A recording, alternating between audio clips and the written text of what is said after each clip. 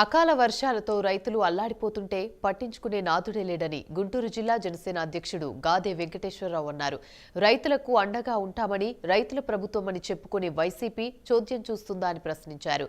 గతంలో అనావృష్టి, నేడు అతివృష్టితో రైతులు పీకల్లోతు అప్పుల్లో కూరుకుపోతున్నా పట్టించుకునే వారెవరూ లేరని విమర్శించారు. రైతులకు ఏదో చేస్తున్నామని కోట్లాది రూపాయలు పేపర్ యాడ్స్ ఇవ్వడం తప్ప చేసేదేమీ లేదని గుర్తు చేశారు.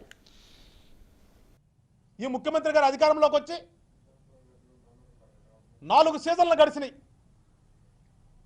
ఒక్క సీజన్ కూడా రైతు పండించినటువంటి పంట ఇంటికి వచ్చినటువంటి సందర్భాలు కానీ దాఖలాలు కానీ లేవు.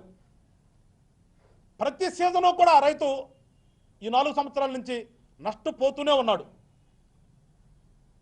కానీ గొప్పగా ప్రకటనలకే పరిమితమైపోయినటువంటి ముఖ్యమంత్రి గారు పొద్దున్న చూస్తే ఒక పెద్ద యాడ్ ఉంటుంది, ఇది రైతు ప్రభుత్వం,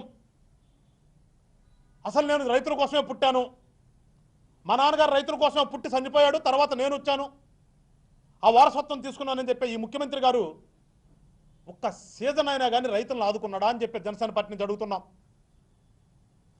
పెద్ద ఆర్భాటంగా రైతు భరోసా కేంద్రాలు అన్నాడు. ఏదో రైతులకు నేను 13,500 ఇచ్చేస్తున్నానన్నాడు. ఆ 13,500లో 6,000 సెంట్రల్ గవర్నమెంట్ ఇస్తే 7,500 ఈయనిస్తూ దాన్ని 3 కిస్తీలకు ఇస్తుంటే ఆ ఇచ్చే డబ్బులు ఈ రైతు ఒక్కరోజు కూలికి